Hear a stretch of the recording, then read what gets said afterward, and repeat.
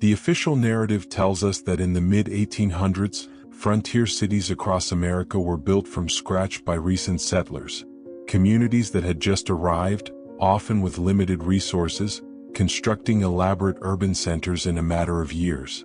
But when you examine the city plans themselves, something doesn't align with the timeline.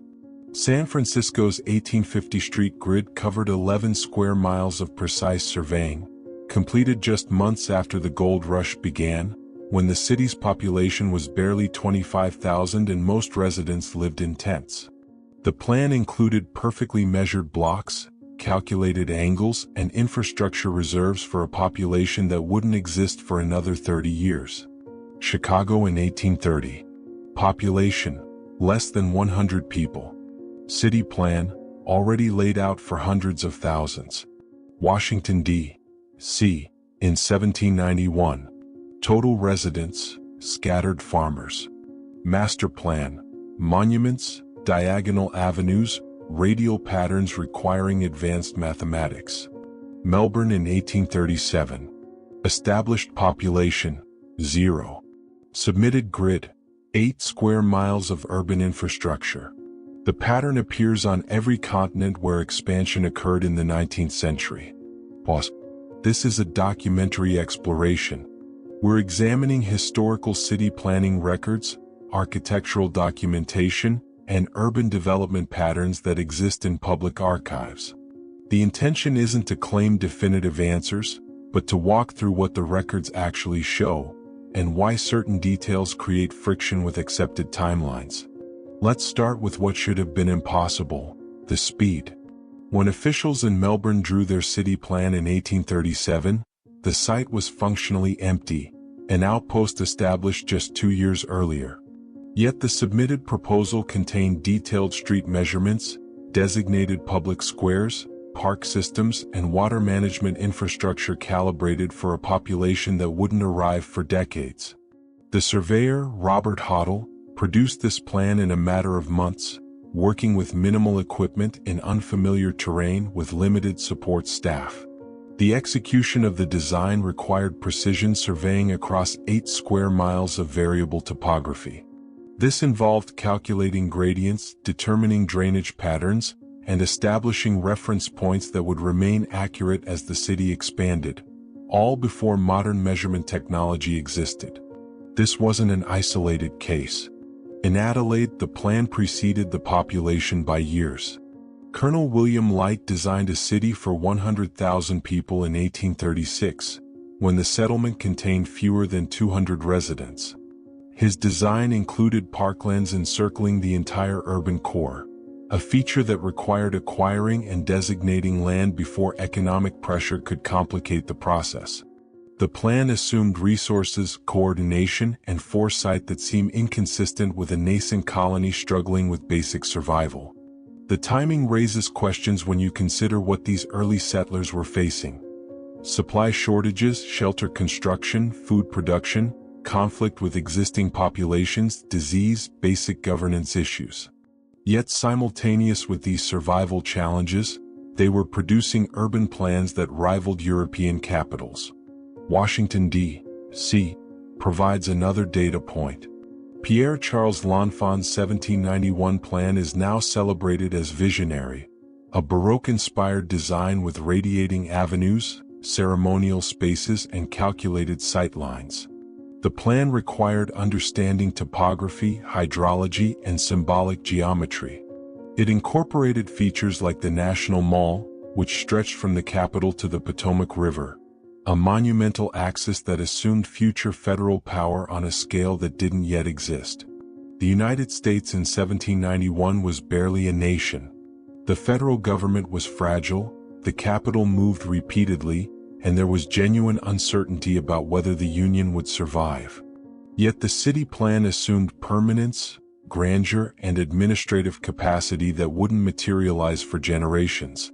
Consider the mathematical precision alone. L'Enfant's diagonal avenues required calculating angles that would intersect properly with a rectangular grid, a complex geometric problem solved without computers, often in the field. Each intersection point had to be surveyed and marked. Any error would compound across miles, resulting in misaligned streets and unusable blocks. Yet the plan worked. The measurements held. Now shift to the American Midwest in the 1830s and 40s. Towns that officially didn't exist yet, places with populations in the dozens, submitted city plans to territorial governments showing hundreds of blocks, designated industrial zones, civic squares, and warehouse districts positioned along rivers that would eventually host canal systems not yet funded or approved. Galena, Illinois in 1826. Population, approximately 50 miners. City plan, designed for 10,000 with numbered streets, lettered avenues, a public commons and riverfront infrastructure. Within 15 years the plan was filled, but the question remains, who drew it, and why did they assume such rapid expansion in a lead mining camp accessible only by rough trails? The assumption of growth isn't the strange part. Optimism is common in frontier environments. What's notable is the architectural consistency of that optimism. The specific way these plans mirrored each other despite being created by different surveyors, in different regions under different governing authorities. The block dimensions tend toward similar measurements. The civic spaces appear in comparable locations. The infrastructure reserves follow patterns that seem systematically consistent rather than independently conceived. Cross-regional consistency in urban design usually indicates shared training, shared authority, or inherited templates. But the official record describes these plans as locally generated, produced by individual surveyors working with minimal oversight, often separated by thousands of miles and years of time, yet producing layouts that feel coordinated. Then there's the issue of capacity. These weren't simple grids.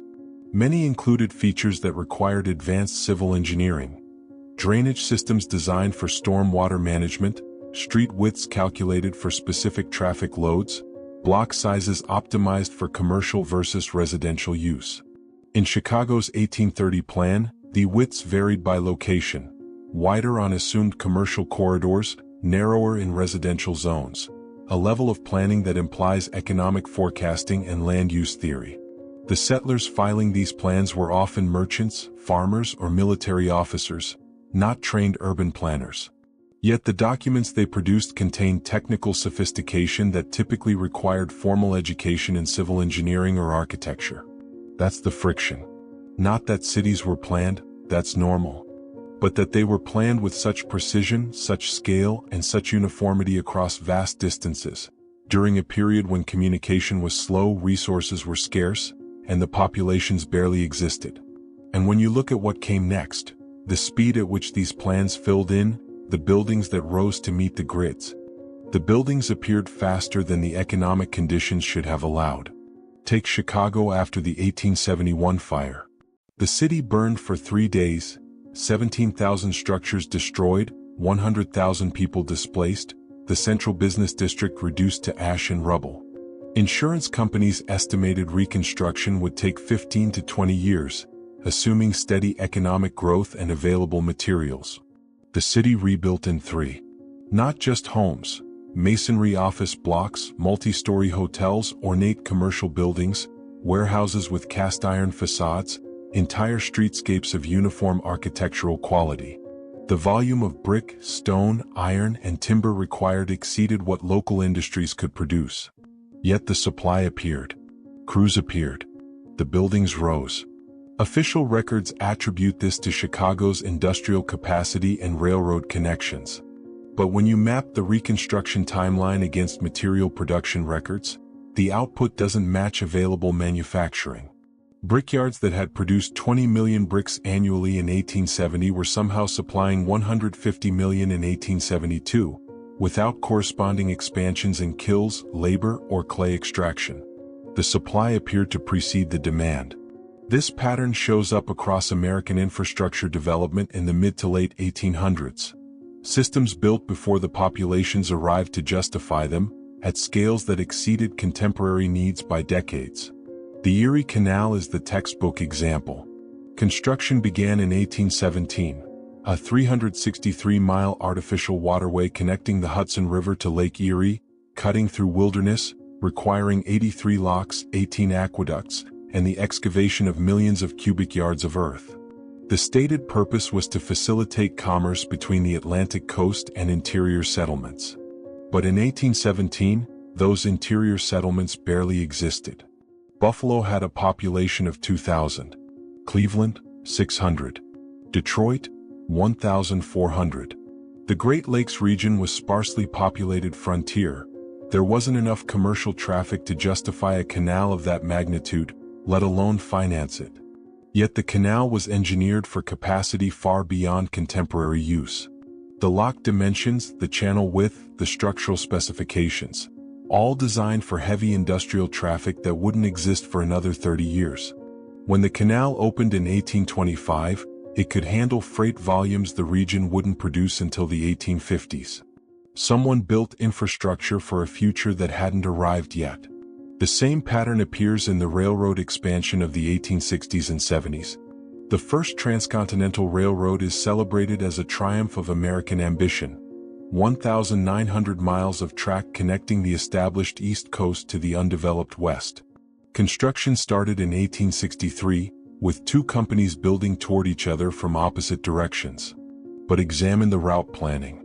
The surveys were completed years before construction began, mapping paths through mountain ranges, calculating gradients, identifying water sources, and designating station locations in regions where no settlements existed. The Central Pacific's route through the Sierra Nevada required precision engineering, tunnels blasted through granite, trestles spanning gorges, elevated grades maintaining specific angles to prevent derailment. This wasn't exploratory construction. The routes were predetermined with exactness that implied prior knowledge of terrain and optimal paths, knowledge that typically requires extensive surveying, cartographic analysis, and engineering expertise. The teams executing this work were largely immigrant laborers, Chinese workers on the Central Pacific, Irish crews on the Union Pacific. Official accounts described them learning techniques on site, adapting to challenges as they encountered them. Yet the infrastructure they produced shows remarkable consistency. Uniform gauge, standardized embankments, bridges engineered to identical specifications across thousands of miles. The consistency implies systematic planning, not improvised construction. Now look at Britain during the same period. The British railway boom of the 1840s saw over 6,000 miles of track constructed in a single decade, a building rate that required laying nearly 2 miles of finished railway per day, every day for 10 years. This included earthworks, bridges, tunnels, stations, signal systems, and rolling stock production. The scale of coordination necessary, surveying routes, acquiring land rights, manufacturing rails and locomotives, training engineers and laborers, synchronizing construction across hundreds of projects, should have overwhelmed the administrative capacity of the era. Yet it happened. And the railways that emerged followed standardized designs. Similar station architecture, consistent platform heights, uniform signaling systems, shared engineering specifications. These weren't isolated projects converging on common solutions. They appeared systematically coordinated from the outset. The same standardization shows up in Victorian-era urban infrastructure. London's sewer system, designed by Joseph Bazalgette in the 1850s, was engineered for a population of 4 million, double the city's actual size at the time. The network included 1,100 miles of street sewers, 82 miles of main intercepting sewers, and pumping stations built with excess capacity that wouldn't be needed until the 20th century. Bazalgette's design assumed population growth, industrial expansion, and water usage patterns that didn't yet exist. The system was future-proofed in ways that required forecasting social and technological changes decades in advance. This wasn't cautious over-engineering. The scale exceeded reasonable projections by substantial margins. Across the Atlantic, American cities were installing similar systems at similar scales, often before populations justified the expense. Philadelphia's Fairmount Water Works, completed in 1815, could pump 3 million gallons daily, far beyond the city's needs at the time. The facility included neoclassical architecture, advanced hydraulic engineering, and distribution infrastructure designed for a city 3 times Philadelphia's size. Brooklyn's Ridgewood Reservoir System, finished in 1858, stored 150 million gallons, capacity sufficient for 2 million people, built when Brooklyn's population was 250,000. These weren't modest municipal projects expanded later. They were built at scale from the beginning with architectural grandeur and engineering sophistication that seems disproportionate to immediate needs. The pattern extends to grain storage and industrial facilities. Buffalo's grain elevators in the 1840s could store millions of bushels, volumes that exceeded the region's agricultural output. These weren't warehouses adapted from other uses. They were purpose-built structures using innovative designs, steam-powered conveyor systems, cylindrical storage bins, mechanized loading equipment, technologies that appeared suddenly, without apparent developmental phases. The elevators implied an expected grain trade that didn't yet exist, built with capital investments that shouldn't have been available in a frontier port city. Similar overcapacity appears in British industrial towns. Manchester's cotton warehouses in the 1820s could store production volumes the mills wouldn't reach for another 20 years. The warehouses featured advanced fire suppression, humidity control, and structural designs that anticipated industrial processes not yet standardized. Then there's the administrative coordination.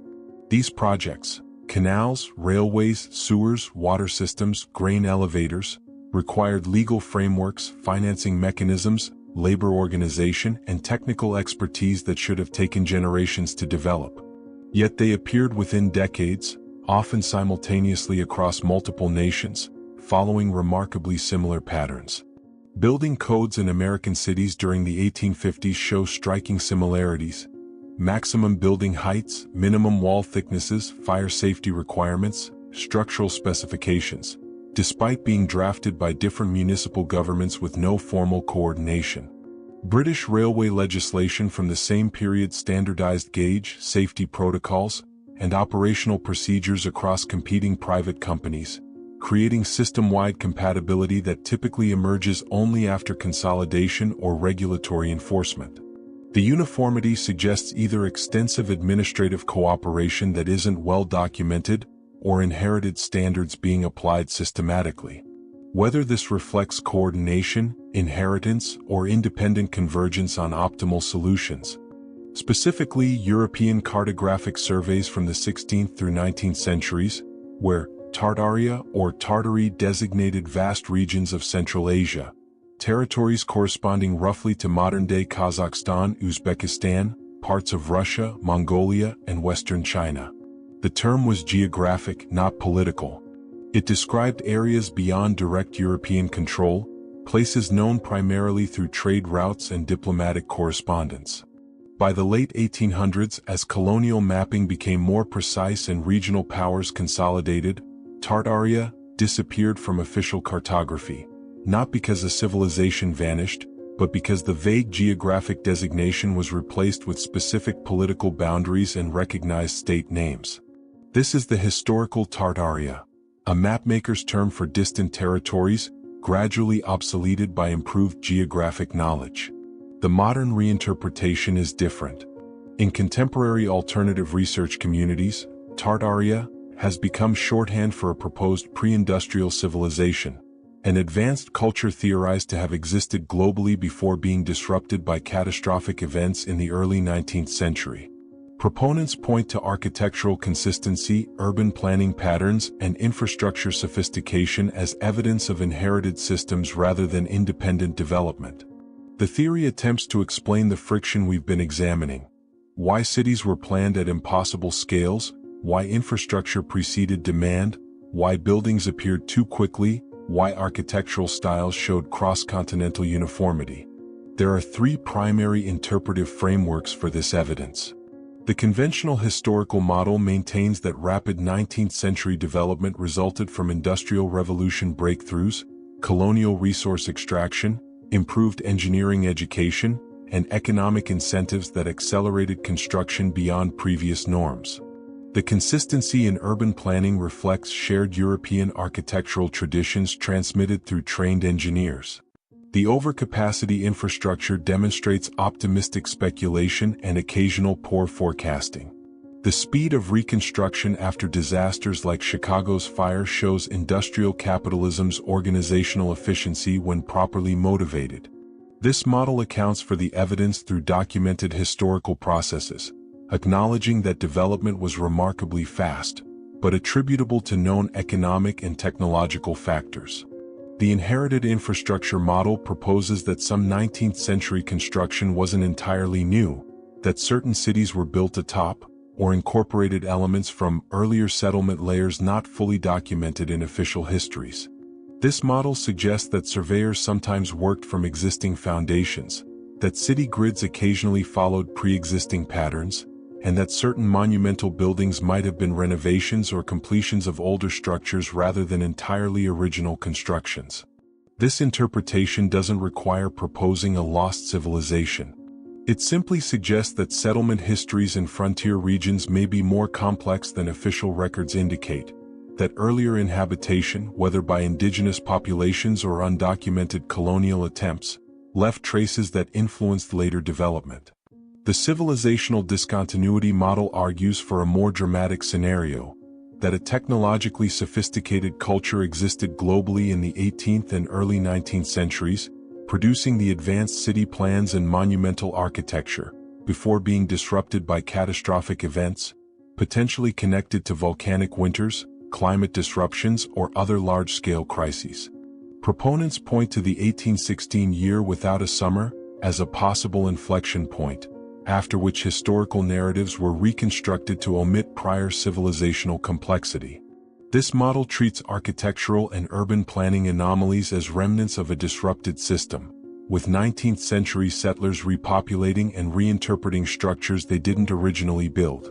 Each framework attempts to reconcile the same underlying observations: the scale, speed, and sophistication of 19th century development that seems inconsistent with frontier conditions.